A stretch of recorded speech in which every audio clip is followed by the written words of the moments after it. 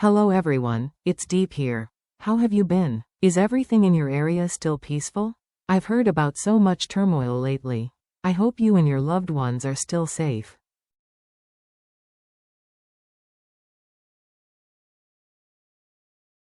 Let's all keep wishing for peace in this world. My house is finally nearing completion.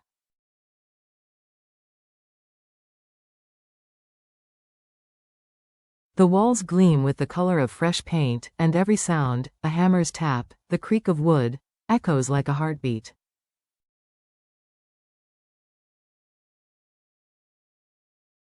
Yet, I haven't been well.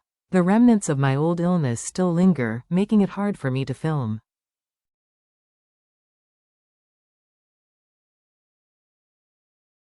My energy fades quickly. Still, thank you, truly, for waiting, for caring, for always being here with me.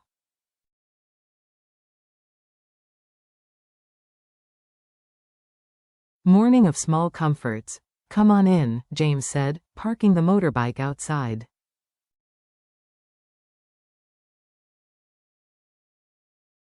We'll grab breakfast first, then call Mr. Lee. I nodded and smiled politely to the vendor.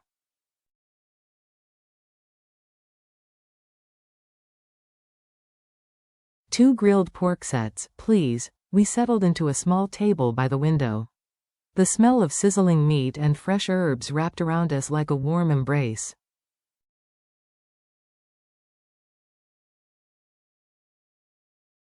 What would you like to drink? The lady asked. Orange juice, please, I replied softly.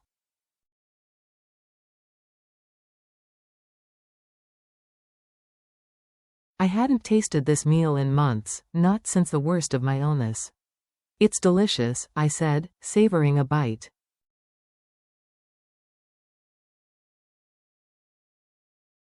I used to have to avoid this when I was sick, James smiled. You're getting stronger.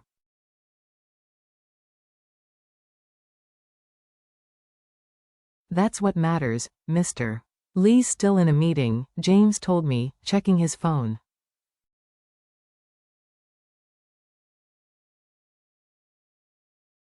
Let's eat first, we can meet him later. As I rolled the grilled meat in lettuce, he chuckled.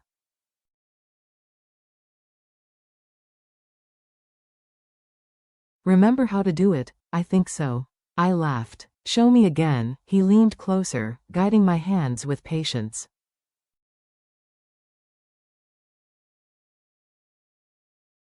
Add the herbs, roll it gently, not too tight, or it'll tear. The flavor burst with nostalgia.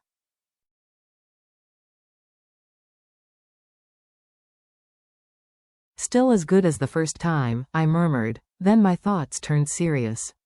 James, do you think we're bothering Mr.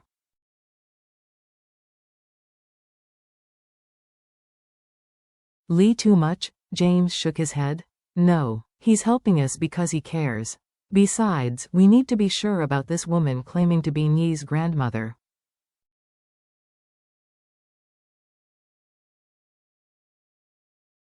It's strange how she suddenly appeared, wanting custody after all this time. I nodded.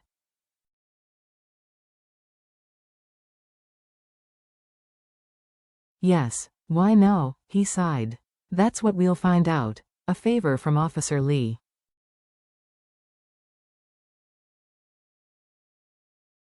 When we arrived, Officer Lee was reviewing reports. Come in, James, Deep. Long time no see.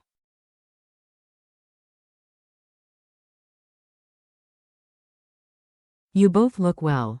Thank you, I said, taking a seat. Lee gestured for us to drink.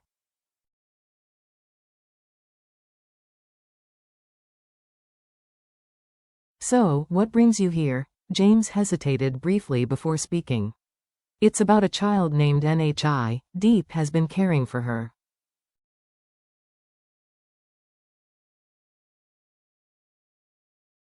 Recently, a woman showed up claiming to be Nee's grandmother. We need your help verifying her identity.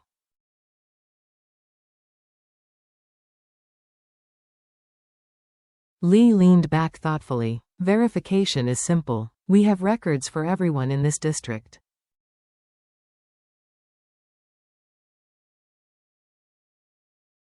Give me her phone number, that'll speed things up. I handed it over. I don't know her name or address, just this number.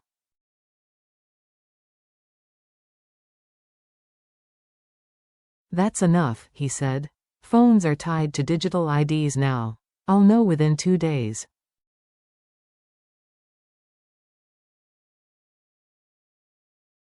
We thanked him sincerely. Don't worry, he said with a smile. It's what we're here for.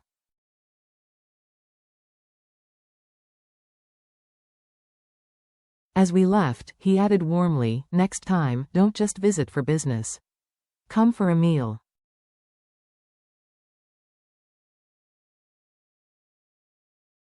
Bring NHI too. James promised we would, after the new house was finished. The familiar stranger.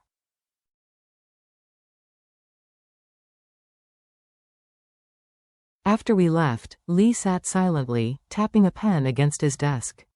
Strange, he murmured to his assistant.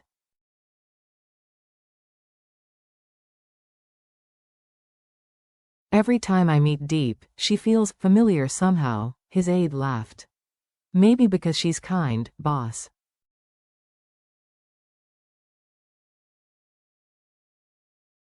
But you too? Similar? No way. Lee smiled faintly. Perhaps. Still, something about her lingers.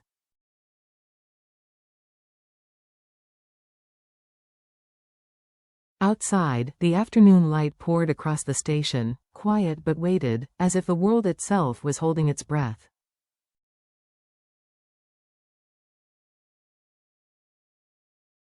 A journey toward the future. Later that day, James suggested, let's visit the farm.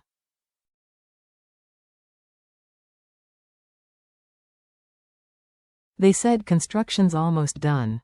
The ride was long but soothing, green fields rolling past, wind brushing against our faces.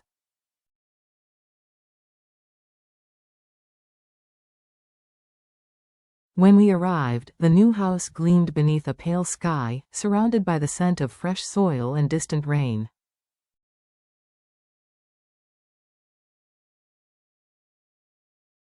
It's beautiful, I whispered. Peaceful, James nodded. It's missing something, though.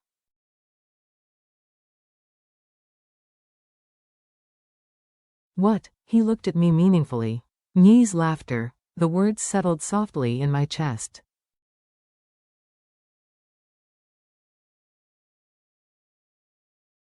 A home, no matter how perfect, is hollow without love filling its corners. James gazed toward the horizon.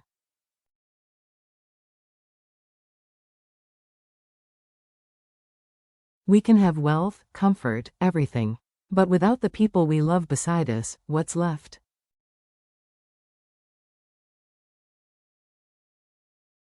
I swallowed hard. You've done so much for me, James. What if I can't live up to your expectations?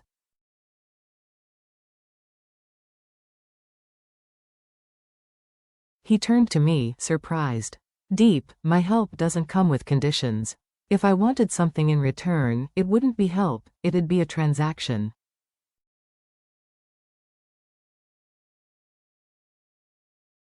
Tears welled up before I could stop them. You always see the best in me, he smiled gently.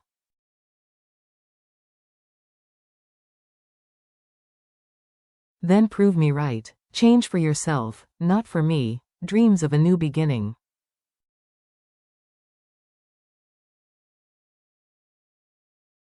Confessed, I want to do something meaningful, not just harvesting and selling crops.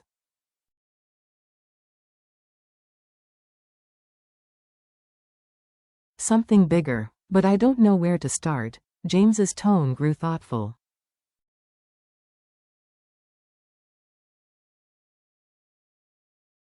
Start with what you're good at. You understand agriculture, you know the farmers, and you're hardworking.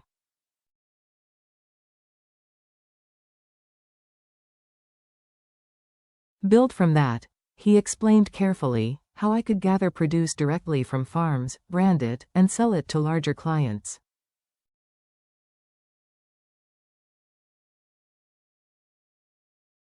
Think of it as connecting the farmers with the world, he said. You have heart? that's your greatest asset.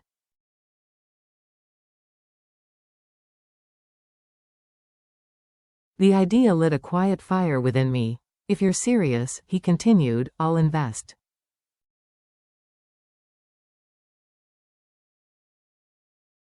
You'll manage the company. Failure isn't something to fear, it's something to learn from.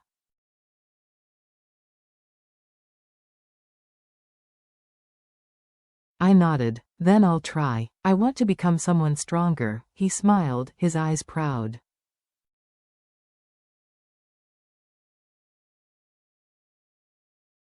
That's the spirit. Evening at home. By evening, the sun had melted into gold. I went to pick up NHI, who skipped beside me, chattering about dinner.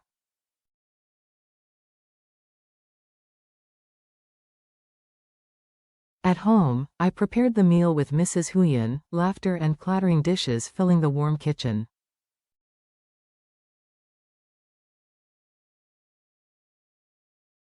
James returned just as we set the table. You're back. Dinner's almost ready, I said.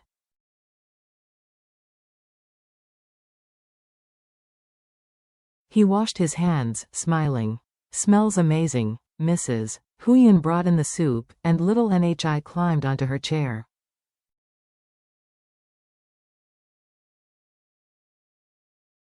I was so hungry, Uncle James. We waited forever. James laughed, sitting beside her.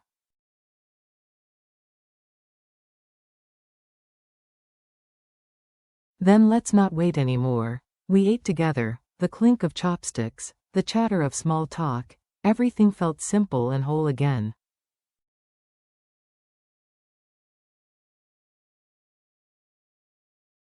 Mrs. Huyen looked at me warmly.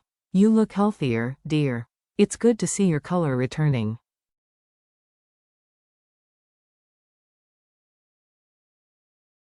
Yes, James added softly. You're glowing, deep. I smiled, tired but content.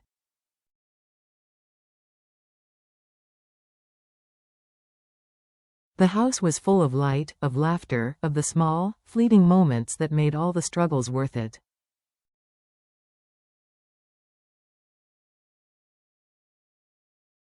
Closing thoughts.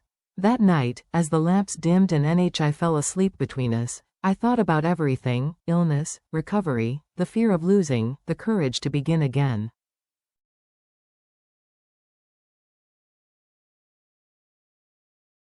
Maybe peace isn't something we wait for. Maybe it's something we build, moment by moment, choice by choice.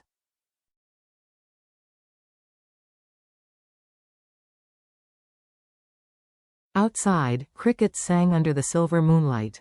Inside, our small world was quiet, and finally, for a while, whole.